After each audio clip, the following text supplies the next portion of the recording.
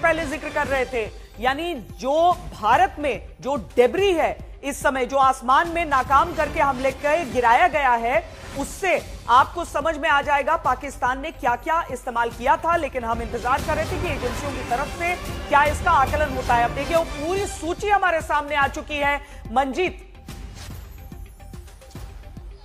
बिल्कुल श्वेता, हमारी पिछले 2 दिनों में हमारी एजेंसियों ने जो सबूत इकट्ठा किए हैं, जो इनपुट उनको मिला, उसके मुताबिक पाकिस्तान ने एक तरह से अपनी पूरी जो मारक क्षमता है एयर डिफेंस की, फाइटर्स की और ड्रोन्स की, वो पूरी इस्तेमाल की है। लंबी लिस्ट है। फाइटर की बात करें तो JF-17, F-16, JF-10, ये जो 2 चाइनीज़ हैं, एक अमेरिका मेड फाइटर है। मिसाइल में PL-15, AMRAAM air to air, air to ground half missile, ground to air HQ-9 missile system, drone में DJI मिल वर्जन। तो ये लिस्ट है। अभी तक जो डेब्रीज मिली हैं, जो दूसरे डिजिटल फुटप्रिंट मिले हैं और जो इनके रडार सिग्नल पिक के जरिए जानकारी मिली है, उससे ये लंबी चौड़ी लिस्ट एजेंसियों ने साझा की है। और ये साफ तौर पर दिखाती है कि पाकिस्तान पूरी तैयारी के साथ और अपनी पूरी ताकत के साथ पिछले 2 दिनों में भारतीय सैन्य ठिकानों को, खासतौर से जहां पर भारतीय शहरों में सैन्य ठिकाने, उनको निशाना और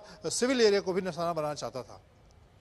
तो देखिए जो सर हम जिन मिसाइलों की बात कर रहे थे वो वही मिसाइलों के नाम निकले हैं। जो PL-15E की बात हम कर रहे थे, उसका इस्तेमाल एयरक्राफ्ट में क्या क्या, तो देखिए F-16, J-10, जो ऐसा लग रहा था कि जिससे वो मिसाइल फायर की गई है। जी, मैं एक ऐसे लाइटर उसमें मूड में अपने दर्शकों को बताता हूँ कि जो हमारे पास नॉलेज है यहाँ पे आज तक पे, मुझे लगता है वो इतनी ज्यादा नॉलेज है कि हमें गार्ड करना होगा, क्योंकि कमाल की हमारी एप्रिशिएशन थी। कल भी हम बात कर रहे थे, रात को भी आप और अंजना जी रात को भी बात कर रहे थे। देखिए, क्योंकि हमने जो उनका इक्विपमेंट है उसकी इतनी अच्छी तरह से एनालिसिस की है, जो उसके पास एयरक्राफ्ट है, हम ये J-10 को भी कंफर्म कर रहे हैं। इसका मतलब J-10 जिसपे चाइना इतना, मतलब जिसको इतनी वो करता है, वो भी स्टेल्थ एयरक्राफ्ट कहता है। स्टेल्थ का ये भी दर्शक समझिए कि स्टेल्थ का सीधा मतलब होता है कि हमारे रेडार नहीं पकड़ा जाएगा। लेकिन न केवल रेडार पकड़ रहे हैं बल्कि हमारी सुरक्षा प्रणाली पकड़कर फायर कर रही है। हमारी एयर डिफेंस सिस्टम पकड़ रहे हैं, उससे जो वेपन रिलीज कर रहा है उसको डिस्ट्रॉय कर रही है। तो हमारी जो नॉलेज, हमारे एयर डिफेंस सिस्टम्स है, बगैर दुश्मन को उसकी लोकेशन दिए या उसके बारे में ज्यादा बताए, हमने अपने दर्शकों को बताया कि हमारे पास भारत में ये सुरक्षा के लिए, एयर डिफेंस के लिए ये सिस्टम्स है। और पाकिस्तान की शक्ति लिमिटेड है। J-10, JF-17, जो कि बहुत ही अनटेस्टेड, अनप्रोफेशनल, मतलब अब कभी बैटल हार्डन्ड एयरक्राफ्ट नहीं है। उस पे उतने क्वेश्चन मार्क हैं जितने पाकिस्तानी माल, जितने चाइनीज माल पे हैं। और F-16 जो बहुत पुराना हो चुका है, जिसकी 40 से ज्यादा साल सर्विस है, उसकी ओवरऑल वगैरह चल रही थी। लेकिन जाहिर है मंजीत, अभी ये जानकारी है उनके जो इक्विपमेंट्स जो उन्होंने इस्तेमाल किए हैं, जो मिसाइलों का इस्तेमाल किया है, जो रॉकेट्स का इस्तेमाल किया है, जो एयरक्राफ्ट्स का इस्तेमाल किया है। लेकिन इसके साथ ही अभी और गहन जांच होगी, क्योंकि हर जगह से वो इकट्ठा किया जा रहा है कि सिविलियन एरिया से सुरक्षा के कारण भी, और आगे ये भी देखने के लिए कि पाकिस्तान क्या सोचकर ये फायर कर रहा था, उसकी दिशा से भी मंजीत साफ हो रहा होगा कि निशाना क्या था। मंजीत,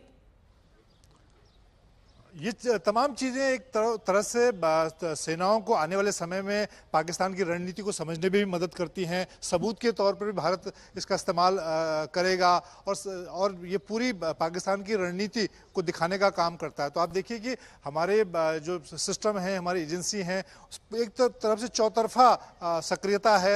जब वो वॉर लाइक सिचुएशन इस वक्त देश में है, तो सभी चीज़ों को इकट्ठा किया जा रहा है।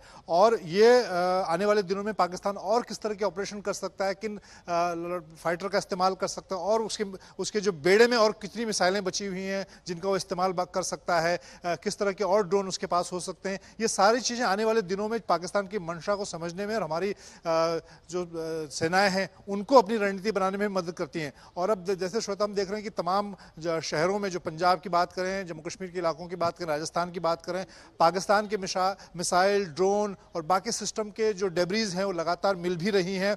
और और उनको इकट्ठा भी एजेंसियां कर रही हैं।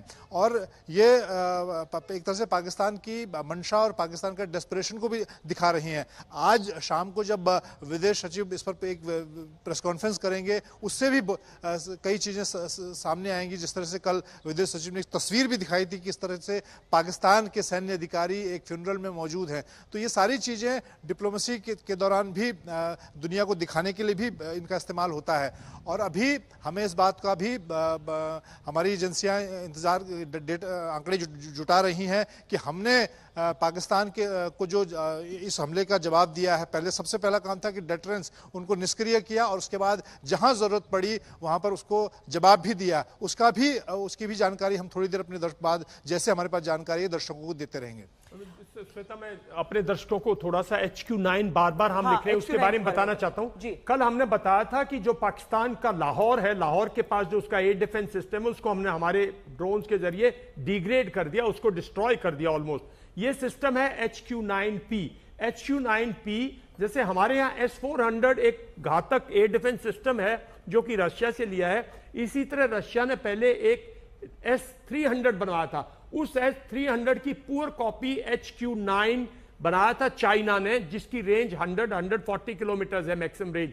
उस पुअर कॉपी का HQ-9P है जिसकी रेंज 100 किलोमीटर है। तो ये एक एयर डिफेंस सिस्टम है, सबसे काबिल एयर डिफेंस सिस्टम पाकिस्तान के पास यही है। और इस एयर डिफेंस सिस्टम को कल हमने जो लाहौर में था, जो क्रिटिकल एरिया में था, जो सेंटर में बिल्कुल पाकिस्तान के अगर आप देखो तो जो सेंटर ऑफ ग्रेविटी है, मतलब दो भाग में चीर कर दे, अगर हम लाहौर से चले और इस्लामाबाद और इस तरह से निकलते चले जाए, तो ये वो क्वेटा, ये वो एयर डिफेंस सिस्टम है जिसको डिग्रेड किया है। एक तरह से हमने एक दरवाजा खोल दिया है कि हमारी जब ऑफेंसिव जाएगी तो इस एरिया में उसके पास कोई, और यहीं पे हमने एक उसके एवैक को भी कल डिग्रेड किया है, क्योंकि उसके पास 2 फंक्शनल एवैक सिस्टम थे, थर्ड सिस्टम का मैं कह नहीं सकता।